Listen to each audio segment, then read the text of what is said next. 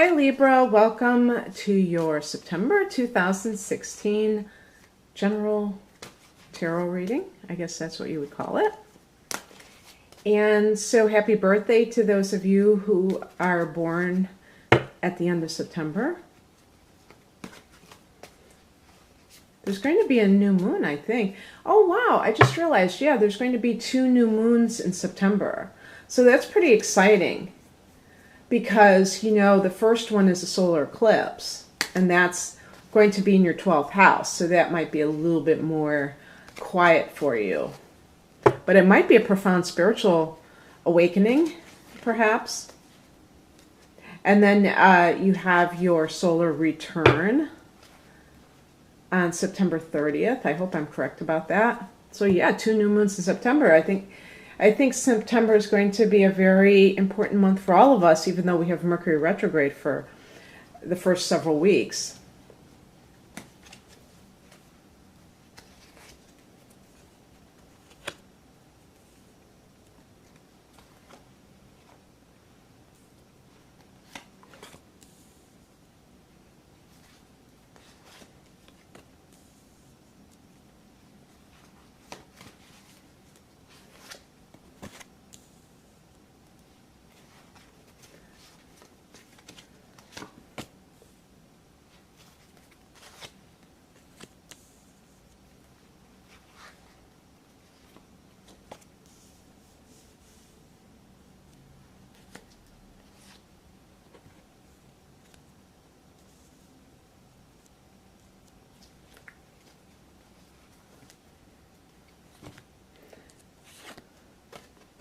The overall energy is the 2 of Cups. I was saying as I picked some of these cards that it seems like another love reading instead of a general reading. For people who this may relate to love, this could be making a commitment with a partner. So taking it to the next level. It could be that you get back together with somebody. And it could be that you forgive somebody that has done something that really hurt you. The 2 of Cups could also relate to a person who is featured in September that either is a water sign or has it prominent in their chart. So that would be Cancer, Scorpio, or Pisces. For people that are concerned about career, or for people with whom career is really an important focus in September, this could be you forming a partnership, but it's not going to be just based on your desire to make as much money as possible or even to be as successful as possible. There's some kind of an emotional component, and it can actually be, maybe it's like somebody that you already have deep emotions for. So maybe you form a business with your spouse. Maybe you form a business with, you know, a sibling or a good friend. You know, it's interesting too because Libra is the ruler of the 7th house of partnerships. So, but it's not necessarily always going to be romantic. It can be business, and it can be any 2 people that are getting together in a very deep way. But this is kind of the thing that you like to do, is to, you know, couple with somebody for whatever reason. In the recent past, we have the Chariot card. So you may have had to make a choice. And oh yeah, I should have always say that there might be a choice too that you're having to deal with.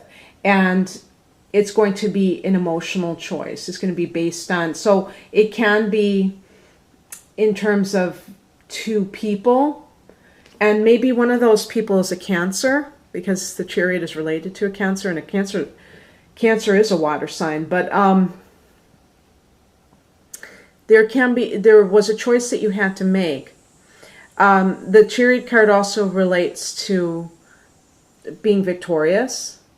And but there's I think that when you think of the Chariot type of victory, it's more of that there was a lot of stuff happening and you were able to triumph even though you were distracted. And the writer has he has his reins on the horse. So this is about mind control, I think, in some ways, and a lot of focus.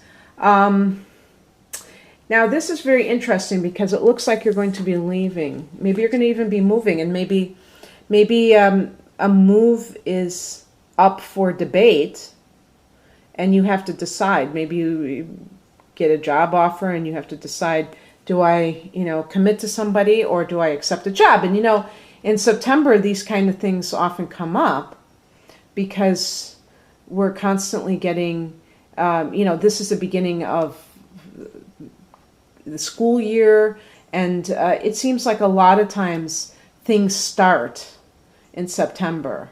And so it's a logical time for people to make moves. I will say, and take this for what it's worth, that if there is some kind of a move, you might want to really think about timing, because during a Mercury retrograde, it sometimes is not advised to move.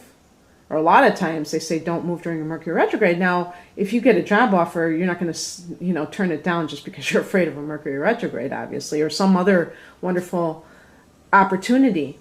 But what I would say in that instance is be open to the fact that you may have to move again. Because sometimes if you do something very important during a Mercury retrograde, you may have a do-over.